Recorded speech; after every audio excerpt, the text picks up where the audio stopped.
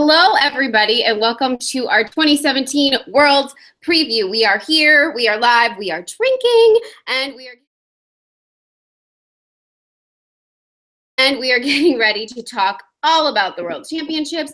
I'm Megan. You can find me on Twitter at DadeMegan. You can find me at M as in EM, short for Emily, _Wellness. Find us and stalk us on Twitter. We would love if you did.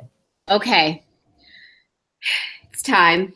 As we get on in this video, we're getting to the disciplines that are harder and harder and harder. So fill up your glasses, people. It's time to talk about the men. Let's talk about the men. Okay, the men are tough for me, Emily, because honest to God, all of the top men are so good. They're all so good, and they're all good on both sides of the scorecard. I know there's so much talk and so much controversy in men's figure skating these days about quads versus artistry, and they tend to put people in one of the two boxes, right? But like, not everyone is a Max Aaron or a Jason Brown, okay? There are so many of the top men that actually fit into both boxes, and you can't tell me that they don't. Yuzuru Hanyu, Shoma Uno. Even Nathan Chen is not a slacker in the components department. Of course, Patrick Chan, who excels in the components department. Boyang Jin, also not a traditional artist by any means, but he listens to his music and he looks at the audience and he is interpreting it.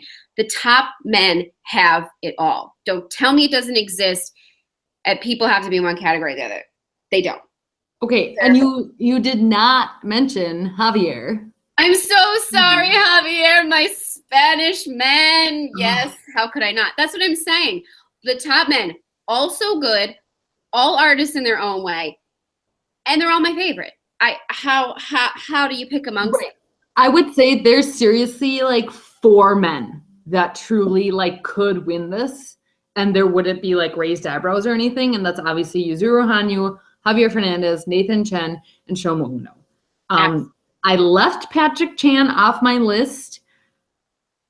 I think he's great. He's been having some issues, and you've heard him do some interviews. Like, he's kind of not into the whole like quad off, as some people may say that skating has become. Which is kind of ironic because he like helped. Show them your shirt. Show them your shirt. You have to show them your shirt. So shout out to JJ. I am wearing the quad squad shirt. I love this shirt. I seriously wear it like once a week. It's like, it's going to be worn out by next season because I love it so much. So yeah, like, I'm all about the quads combined with good artistry. I think Patrick Chan he's just not where he used to be, or maybe he just kind of stagnated and everybody else kept going up, I think is what happened. And so I think he's still a challenger, like for the top 6 for sure. I would be really, really surprised, or some really serious crashes would need to happen for him to be on the podium. And he would not need to crash. He sometimes has issues with it's just not all there, or he, has some splats. And so my hope for the men's, program, short and free, is that they're clean. Like, I hate watching them fall because the guys fall so hard.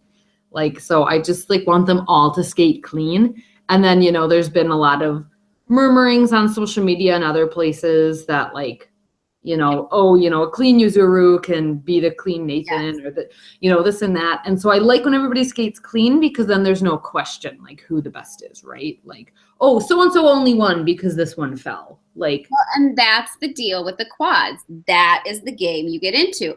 The men can either be amazing, brilliant, stunning, gorgeous, 16 quads in one group, or they could fall on 10 of those 16 quads and you're like, oh my God, that event was an absolute disaster. The quads put all these men in a situation where they're either A++ or like C-. And it really changes what we think of the event. So it's a risk versus a reward, but we all know they're going for it. We all know the quads are going to be there. So you get one or the other. Brilliant, disaster, who knows?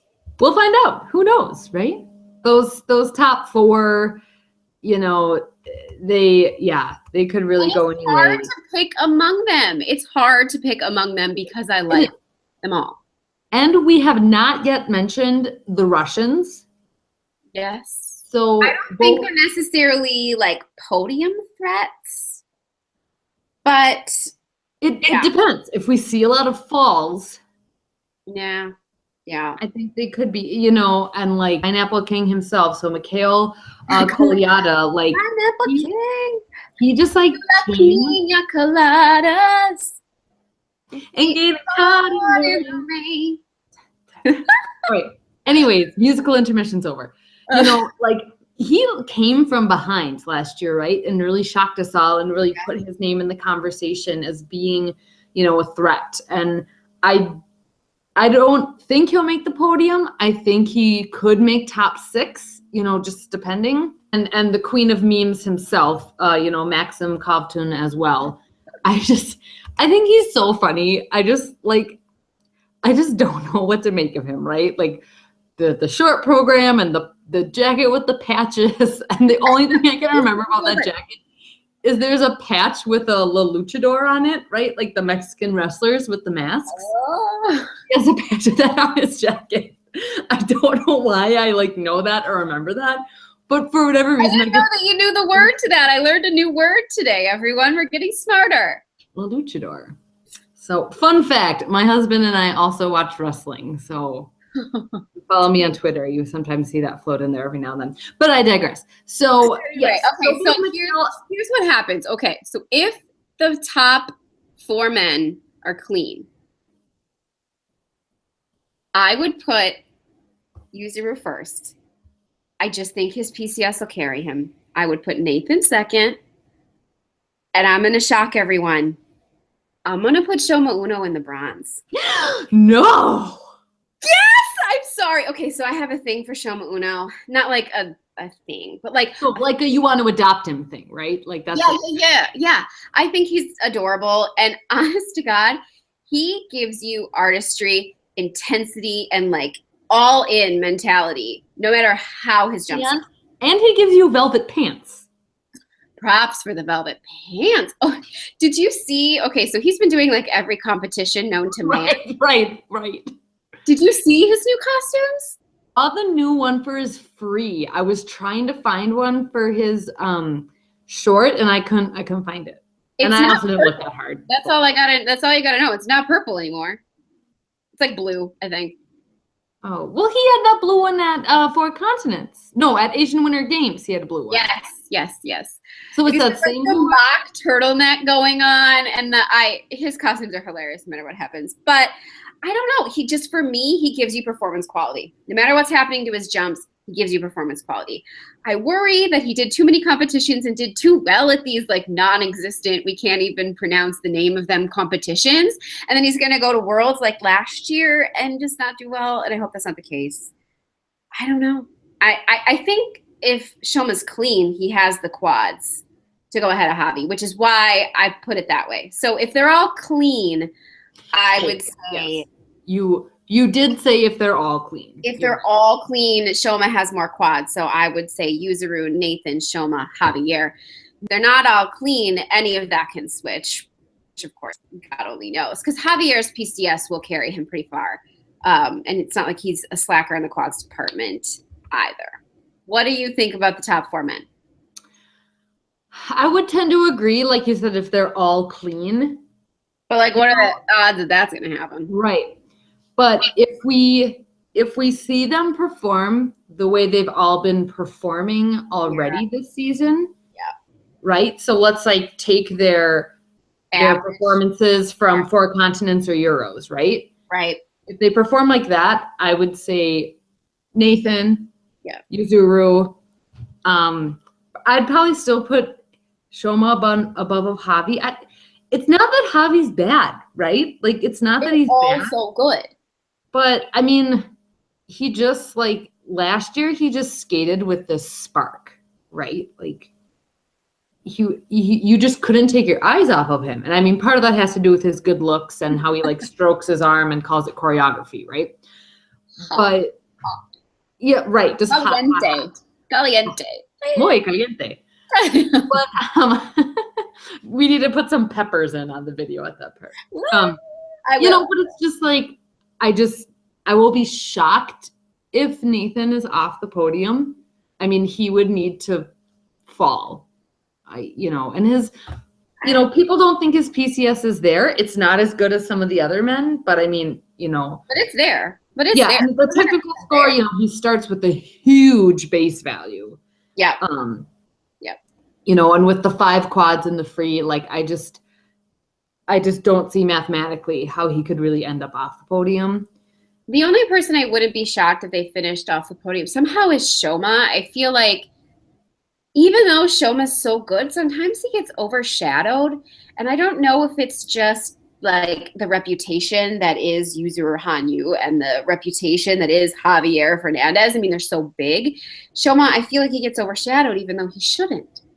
And I don't know, Yeah, well, like you said too, I'm just concerned for his level of energy. Like, if you're on our Twitter timeline and have the same, follow the same people as us, everybody's like, Shoma, take a nap. Like, have some chill. Find some chill. And he's still young, he's not old like us. Like we said, we're grandmas. Like I need a lot of sleep and a lot of rest, right? And so he's not as old as us. So maybe he can get through a little better. I don't know. And yes, I would agree. If anybody would kind of end up off the podium, I think it would be Shoma, and then Javi could sneak in and take the bronze. But I really think it's going to come down to Yuzuru and Nathan for gold and silver. That's what I would like to see anyways. So then outside of those top 4 men, I think Patrick Chan's a solid 5th place pick. And it's like I think one of the Russians could go in front of him. Really? Yeah. I think, again, Patrick Chan is one of those men that has the big reputation. And Patrick genuinely is one of the best in the field. Like, hands down, his edges. We all know this about him. It's just things, he has all the pieces. They just never have come together. Not always consistent, And not that the Russian men are consistent. They have a chance to challenge Patrick. Both of the Russians, along with Patrick Chan, have not had like the most outstanding consistency. So that's why I feel like they could really all just be in the mix for that 5th spot. Patrick might have higher base value. I think he has more quads. Well, and his components are going to carry him. Right, and his components. I mean, but like I love Mikhail it's in his short, right? Where he has that like Beauty and the Beast. Like, he wears tops, but they always look like blazers and they're always kind of quirky. And like, the Russians have really been knocking it out of the park. Costumes on point. The costume department. Like, as far as living up to like the Russian legacy of just like question mark costumes. Someone we haven't talked about yet, Spider Boy Yang. Boy Yang with his Spider-Man short program, and I don't know what his free skate is too, but something charismatic. He does Lastrada, doesn't he? Yes. Because he wears stripes. If they're wearing stripes, it's Lastrada, right? That's like Boy Yang Jin is not an artist like a Patrick Chan, okay? But he acknowledges that his music is playing. He looks at the audience. He performs to the audience. They made good strides with his artistry this year, specifically choosing these programs. He very well could finish in 5th as well with the quads. If Patrick is clean, he'll probably finish ahead. But if he's not, Boy Yang's also going to slip in there. I don't believe in the Russian men as much as you believe in the Russian men, so I do a good like. I think they're so cute. So I do like Patrick, Boy Yang, and then some of those. Right, and I'm kind of embarrassed that I kind of forgot about Boy Yang for a second. How could you forget about Spider-Man and the and the thing I love about that short, and I've made that comment to you before, Megan, and I know I've put it on my Twitter. Like, what I love about it is I feel like it is just like a picture into Boy Yang's soul, right? Like that is who he is at his core being. And I love that. It's a window to his heart. It's a window into his soul, right? Like, forget the eyes. Like, that program is the window into his soul. And, so if he's consistent, I think he could challenge for top 5 or, top 6, just depending on. I really don't see him getting back on the podium. for a multitude of reasons, you know, Nathan Chen being on the scene now being one of those reasons. But yeah, Boying is really talented. So now I'm going to give Emily some screen time here. We couldn't do a men's preview without paying homage to her favorite, hopeless favorite, might I say, skater. So Yeah. Emily, other than those men and the U.S. men, which we'll get to, who are you looking for at Worlds? Well, I would like to set these down here with me. You kind of see it. I'll point my camera down. This is a bag of potatoes. So I'm not sending one to Dirk Nowitzki, although I thought about it. But obviously, these are for my favorite potato besides French fries, and that is Jorg Hendricks, the pride of Belgium, besides the waffles, I guess. You guys, if you already follow me on Twitter, you know that I am obsessed, infatuated, enthralled with one Jorg Hendricks of Belgium. Okay, first of all, hot. Peach emoji to the max. And so nice. So if you follow me on Twitter and were following me on Twitter during Skate America, you know that I basically stalked him. Like hardcore stalked him. Full-blown stalked him, creeped on him on Twitter, slid into his DMs. He finally caved in and told me where he was sitting. And I got to meet him. And he was so nice. He smelled really good. Has a really sexy accent, right? And I'm so embarrassed, but also so happy because it's like, I would have been so sad if I would have never gotten the chance to meet him. I just love him. And what I love about him, like, he's not a challenger, right? He doesn't have a quad. So that's like a huge, huge thing. But he is such an artist. Like, sometimes it's a little laughable, right? I think a lot of people still get a kick out of his free skate last year, which was to Titanic, and had like the horrible voiceovers cut in from the movie. Like, I just laughed. I know. Or something. Yeah, they could do like pairs, like Titanic thing for sure. Mixed doubles. Yeah. Like little mixed doubles.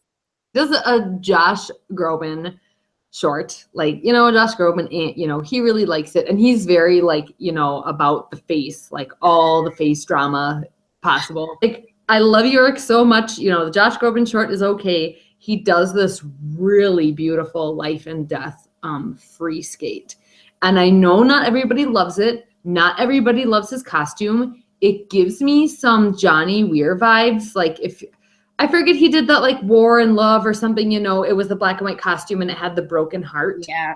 I forget. Yeah. Yes. And so it kind of reminds me of that because Jorg's has like a heart thing and kind of some different red cut-ins, right? Because it's supposed to be like he was like on the edge of death and came back to life. And I always tweet while he skates that I would give him CPR to save him if need be. So Jorg. How much research did you do into this program? It's just what I know. Okay, do not make fun of me. But anyway. Okay. No, it's fine. We're giving you screen time. Go. I want to finish on, no, he does not have a quad. However, I would say he's one of the best men that doesn't have a quad. You know, just the PCS, the artistry is really where it's at for him. And he's done a lot of interviews saying that. And he's been a late bloomer. He's 24, I believe. And he's kind of just gotten his triple axle under him.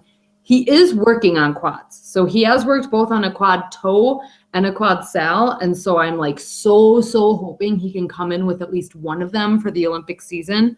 Like, I'd love to see him just have a quad in his program, even just one, right? And of course, the potatoes, he got fourth at Europeans, which was a huge shock for a lot of people. I was crying. If you read my tweets, it'll be like, yeah, like, I was so proud of him. That sounds so dorky. And I remember I like tweeted him and I like DM'd him, you know, he's just so sweet. He puts up with my creepy ass. And it's like, I think that's why I like him too. He just like is like, whatever, this girl's nuts, but I'll let it go. You know, we're divided by an ocean, so it should be okay. And I really love his love for his sister, right? So I'm a little sister. I have 4 older siblings, and he's so protective over his little sister. You know, she missed last year. She fractured her back. They didn't even think she'd skate again. and they don't get a lot of funding from their federation. So he actually like pays to fly her to competitions and pays for her hotel and stuff because their federation can't pay. Wow. So because they're like Team Belgium really only gives him money because he's an Olympian for them, right? So if his sister, Loena or Luna, however you choose to pronounce it, if she qualifies for the Olympics next year, she'll start to get funding too. Right now, she's not. So they do a lot of fundraisers too, which I think is so cute. And Yorick's going to school to be a sports marketer. So he's like, oh, I use my experience to like try to, you know, get sponsorships and stuff for us. Yeah, I do know a lot about him. Oh, and he's doing an internship right now for Belgian Speedo.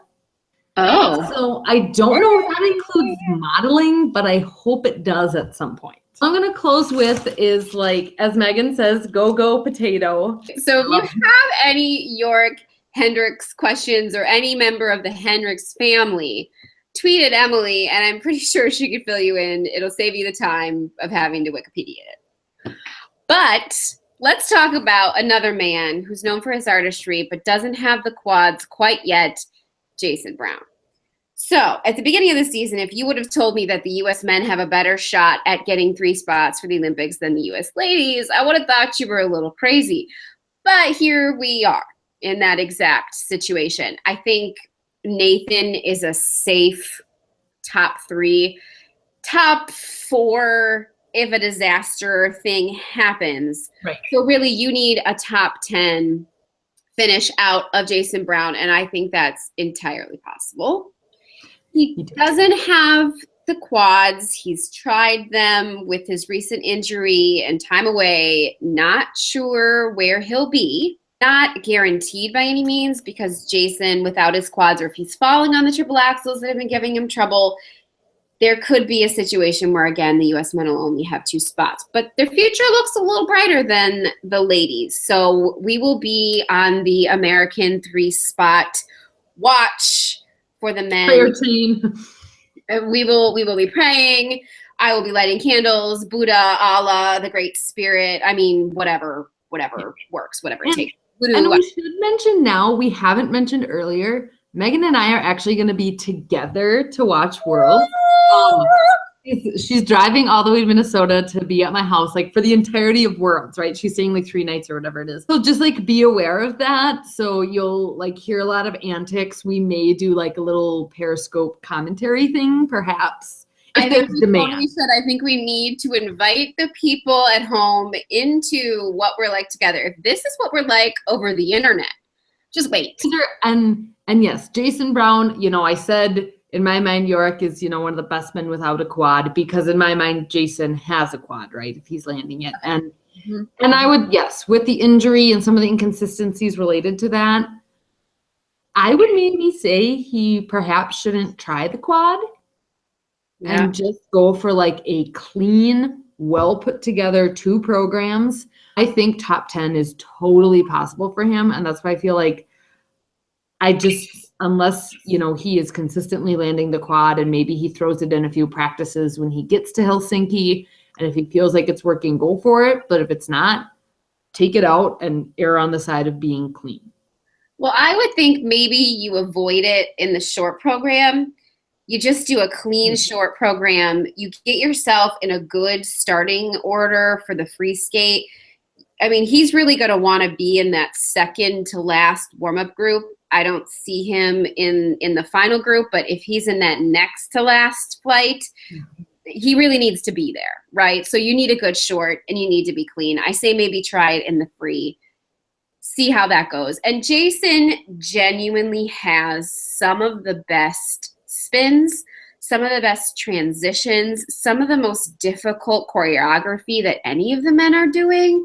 So I think that, you know, there's definitely a reason that his points get generated the way they do. So we're crossing our fingers for the 3 spots. Let's just pray. Let's just pray. And that's not all, folks. Make sure you stay tuned to see our previews from the other 3 disciplines, as well as some fun games you can play along with us. Thank you so much for watching.